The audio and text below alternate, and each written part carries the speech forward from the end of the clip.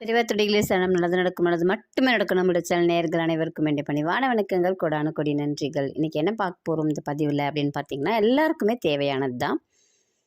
வீட்டில் திருமணம் நடக்கணும், குழந்தை பாக்கியம் கிடைக்கணும், இல்லை பிள்ளைகளுக்கு நல்ல வேலை கிடைக்கணும்.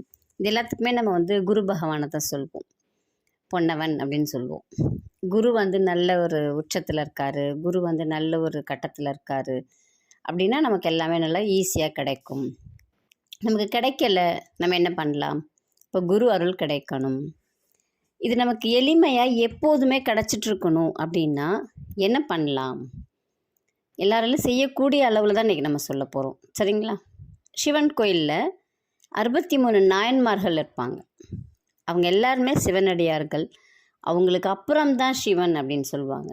அப்போது நீங்கள் முதல்ல இந்த 63 நாயன்மார்களுக்கு ஏதாவது எளிமையாக செய்ய முடியுமான்னு பாருங்கள்.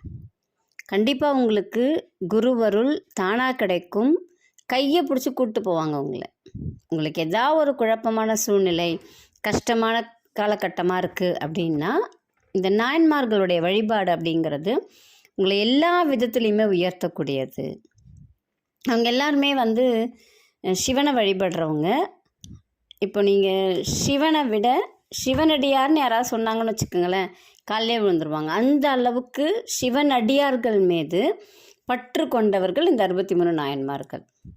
இப்போ இவங்க எல்லாருமே ஒரு குருவாக நம்ம பார்க்க ஆரம்பிக்கணும். ரொம்ப எளிமையான வழியத்தான். நீங்கள் என்ன பண்ணலாம்? உங்களுடைய நட்சத்திரம் வரும் இல்லைங்களா, அந்த நாளில் யாருக்காவது குரு பூஜை இருக்குது அப்படின்னா நீங்கள் அவங்களுக்கு செய்யலாம். இல்லைன்னா 63 நாயன்மார்களுக்கும் வஸ்திர தானம் செய்யுங்க. இல்லையா, பூ வாங்கி கொடுங்க.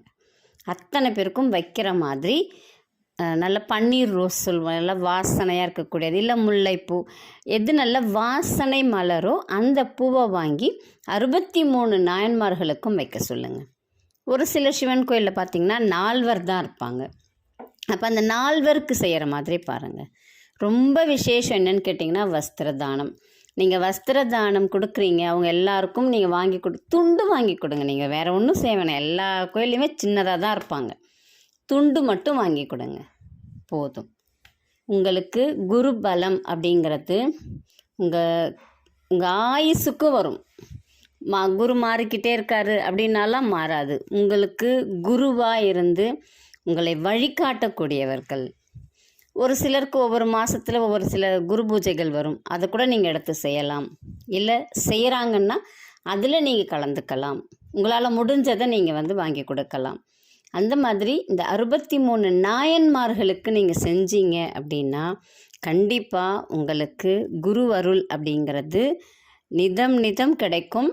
உங்களுக்கு திருமண பிரச்சனை நீங்கும், குழந்தை பாக்கியம் கிடைக்கும், வேலை கிடைக்கும். ரொம்ப எளிமையான வழிபாடு தான். கொஞ்சோண்டு ஸ்ரத்தையோடு செஞ்சு பாருங்கள். நம்ம எவ்வளோ செலவு பண்ணுறோம், தேவையில்லாமலாம் நிறைய செலவு பண்ணுறோம். அதில் தேவையானதுக்காக உபயோககரமாக இந்த செலவை செஞ்சு பாருங்கள்.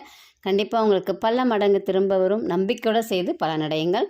உங்களுக்கு ஜாதகம் பார்க்கணும், மலர் மருத்துவம் கற்றுக்கொள்ளணும், இல்லை உங்களுடைய பிரச்சனைகளுக்கு தீர்வு வேணும் அப்படின்னா இதில் வரக்கூடிய எண்ணுக்கு ப்ரீ அப்பாயின்மெண்ட் வாங்கிக்கிட்டு நீங்கள் பேசலாம். நன்றி, வணக்கம். நல்லதே நடக்கும்.